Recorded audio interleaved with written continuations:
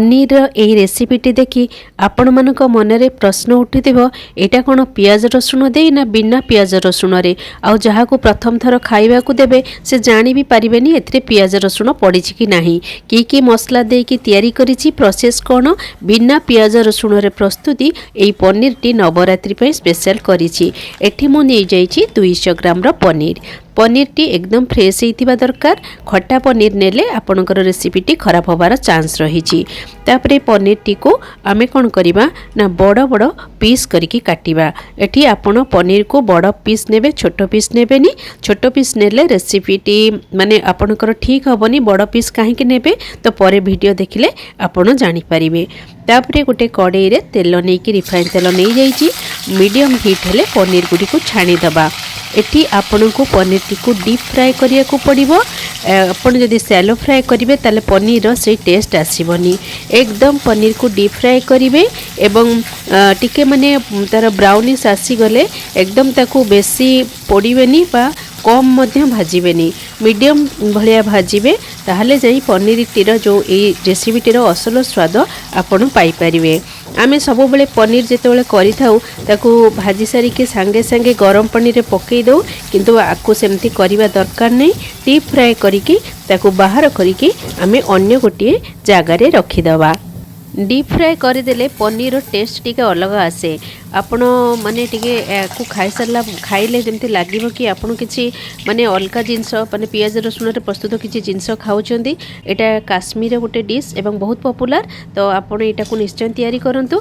आ किछि काजू नै से तेल रे लाइट ब्राउन हवा पर्यंत फ्राए करिबा। बेसी फ्राए करिबानी नले पोड़ी जिवार चांस रहिछि। तो काजू भाजिला बेले आपण देखि जाई काजूटी को भाजिबे। तापरे अन्य गोटे जगह को काढी ठंडा हवा पई छाडी दबा। एठी देखंतु मु केते गुडिक जिंस नैछि जोडा बहुत इंपोर्टेंट।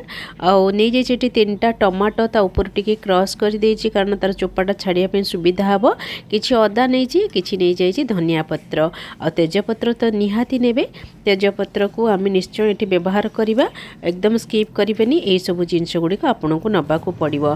तापरे गोटे कड़ाई रे बा पैन रे आमे गोटे चमच घी नै जिबा।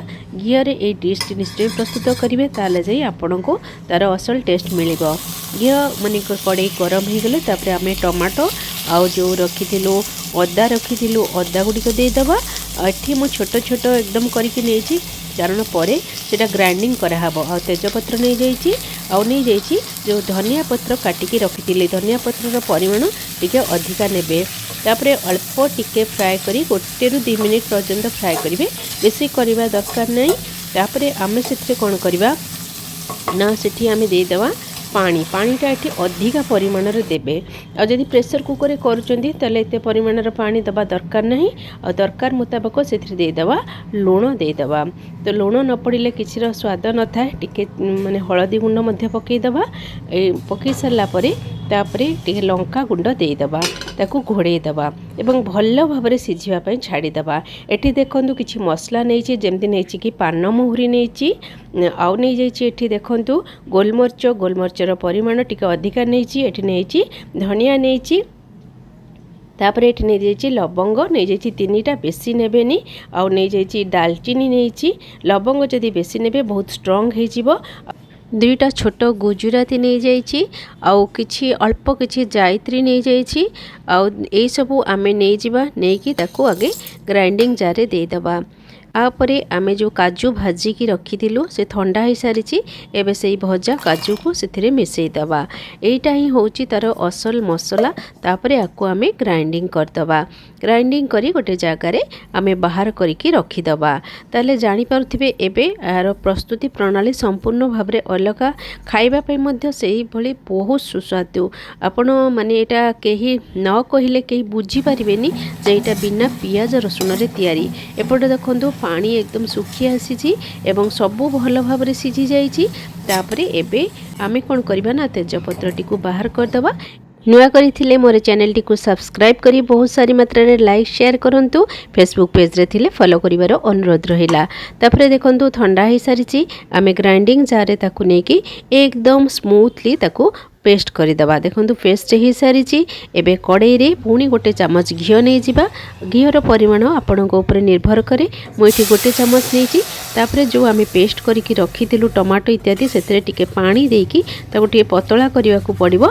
तापरे आमे ताको बसैकी एभली भाव में ताको आमे घांटीबा। माने टमाटर जेतेबेले टिके मोटा अंश चली आसीबो माने जेमती कि सॉस टाइप रो सेही भलिया चली आसीबो तो सेही पर्यंत आमे ताको घांटीबा। किछि समय परे जो आमे गुंड मसला प्रस्तुत करी रखिथिलु ताकू देकी तापरे से मसला को भल भाव में चलेइबा।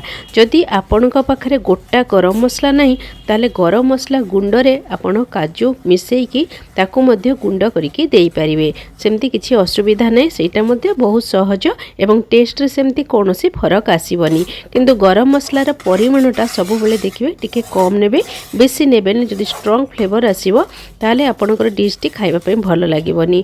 तापरे देखंतु एबे पानी सुखी आसीछि एवं टिके अठालिया मध्य हे जाय आसीछि। एई भली एई पर्यंत आमे ताको फ्राई करिबा। तापरे जो पनीर फ्राई करके रखिथिलु से पनीर टी को देई दबा। आपण देखिकी वीडियोटे जानी पारुथिबे जे यार प्रोसेसटा केते अलगा। तो पनीर भाजीबाठू आरंभ करी मसला प्रस्तुति सबू किछि अलगा। तापरे नख उषुम पानी एथिरे देई दबा। पानी सबु बेले टिके गरम पानी देबे। दरकार मुताबिक लूण देई दबा और सामान्य टिके चीनी देई दबा। जेहेतु आमे एठी टमाटर बेसी परिमाण में व्यवहार करछु तो अल्प टिके चीनी देबे। वर्तमान देखंतु ग्रेवीटा पूरा प्रस्तुत हो जाइछि। आको आपण एकदम ड्राई करिवेनी। एई भली अवस्था रे रखिबा। ऊपरे टिके चिरा कंचा लंका देई ताकू बंद कर देवा एवं किछि समय पाई ताकू घोड़े की छाड़ी देवा जेमती कि सबू फ्लेवर पनीर भीतर को चली जीवो। एबे हमें सर्व करिबा। आपण तार कलर देखिकी बुझी पारुथिबे जे पनीर टी केते स्वादिष्ट हेइथिबो। कारण खाइबारे माने जब आखि को भल लगिले खाइबाटे मध्य टेस्टी लगी था। एटा समस्तंकर धारणा। एबे प्रस्तुत हो जाइछि पनीर बादशाही। एटा गोटे काश्मीर डिश तो आपण यहां निश्चय प्रस्तुत करिवे। एबे नवरात्रि चली बिना पियाज रसुण रे एटा खाइबा पे बहुत ही स्वादिष्ट। आपण प्लेन राइस संगे खाई परिवे बा फ्राइड राइस रोटी बा पूरी सहित मध्य खाई परिवे।